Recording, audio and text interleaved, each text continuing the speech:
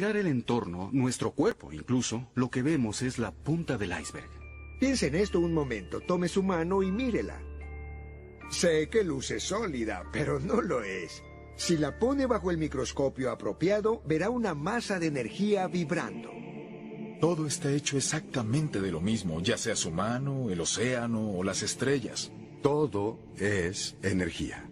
Y dentro de este cuerpo hay sistemas de órganos, y luego hay células, y luego hay moléculas, y luego hay átomos, y luego hay energía. Como ve, hay muchos niveles para tener de qué hablar. Pero todo en el universo es energía.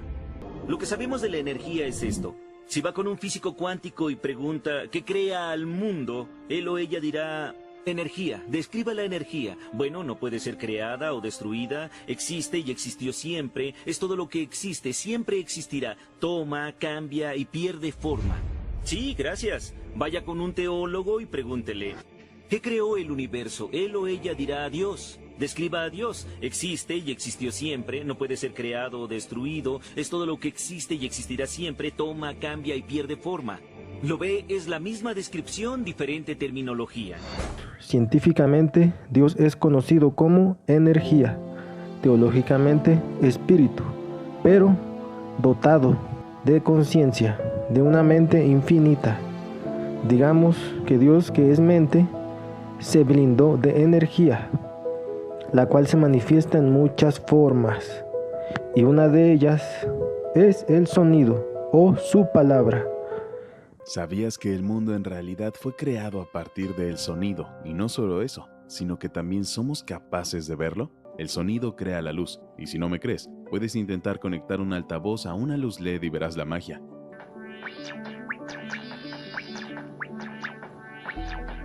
El sonido se manifiesta en forma física, y aquí tenemos un ejemplo bastante claro. La arena colocada sobre estas placas se ordena a medida que pasa el arco del violín por los bordes de la placa, y cada frecuencia tiene su forma específica. Y aquí podemos ver unos claros ejemplos de cómo los patrones simáticos provenientes del sonido se han ido formando en el mundo a lo largo de los años como círculos de piedra. Estos círculos son solo una representación de la frecuencia de sonido que sale de la Tierra en esos puntos geográficos específicos. Y como el sonido no deja de impresionarnos, incluso es capaz de hacer levitar objetos pequeños a través de ondas de presión. Veamos un ejemplo sobre esto. Esto fue descubierto por el Dr. David Leake. Aunque así no es como los antiguos solían levitar objetos muy grandes y pesados, igual puedes imaginar la capacidad que tiene el sonido, que incluso es capaz de hacer levitar objetos. Ahora quiero enseñarte cómo luce la voz humana bajo el cimascopio.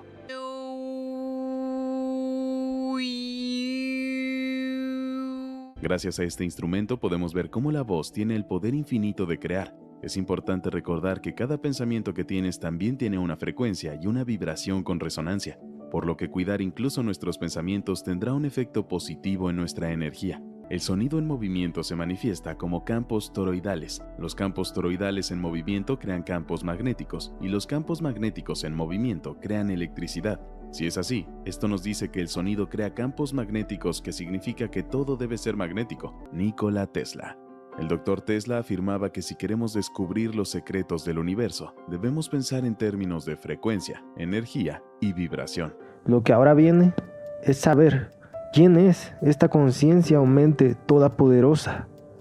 ¿A quién pertenece ese sonido o esa voz creadora del principio? ¿Quién es Dios literalmente? Respuesta: Jesús. Jesús. Jesús. ¿Por qué Él es Dios?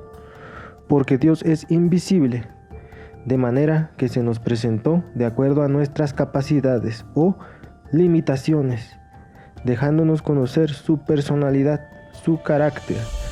¿Quieres conocer a Dios? Ve y conoce a Jesús, porque era Dios hecho hombre. ¿Por qué entonces parecía que hablaba Jesús con un padre? Porque vino al mundo como Mesías, como Hijo, no como Dios, sino como uno de nosotros, para ser justo. Dios en el Antiguo Testamento prometió un Mesías, un sacrificio por la humanidad, cuando Abraham le dice a su hijo: Dios proveerá el sacrificio. ¿De qué manera cumpliría Dios estas dos promesas? Pues viniendo Él mismo, pero encubiertamente. ¿Por qué encubiertamente? ¿Por qué Él mismo tenía que hacer esto? Porque de otra forma no se habría cumplido su palabra. Porque nadie más que Dios podía ser este Mesías. Y el ser humano se comió todo el plan de Dios, dándole derecho de juzgar su creación, porque vino Él mismo y cumplió sus mismas leyes.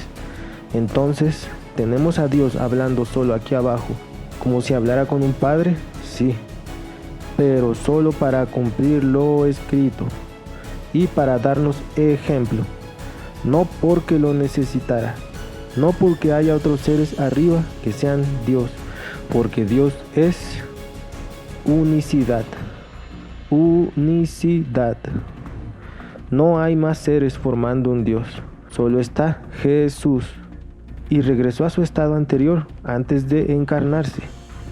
Es decir, estaba una porción de Él limitada en un cuerpo, pero al mismo tiempo estaba en toda su creación, fuera de ese cuerpo.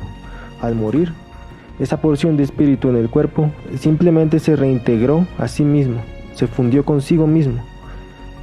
El Espíritu Santo no es otra persona. Dios es Espíritu. Jesús es el Padre y Jesús es el Espíritu. Estos solo son términos, sobrenombres, títulos. Dios es el sujeto y su palabra es el mismo, no un hijo literal u otro ser. He resumido de manera corta, sin tanto término bíblico, idiomas o versículos. Ya habrá tiempo para entrar en estos debates. Simplemente que el enfoque de este video es otro, que cualquiera pueda entenderlo. Entender que Dios es espíritu, es energía, es conciencia o mente, es Jesús. Porque Dios es unicidad. El cristianismo es basado en Jesucristo, es cristocéntrico. Si nosotros no entendemos a ese personaje, el resto no vale nada. No vale nada. ¿Y por qué a su juicio se esconde a Jesús? ¿Por qué ha ocurrido eso? Claro, ¿y por qué se esconde a Jesús entonces bajo esa lógica? Porque es un ser muy peligroso. Fíjate, un ser que dice, los últimos serán los primeros, ya de eso basta, que es un gallo muy peligroso. Claro.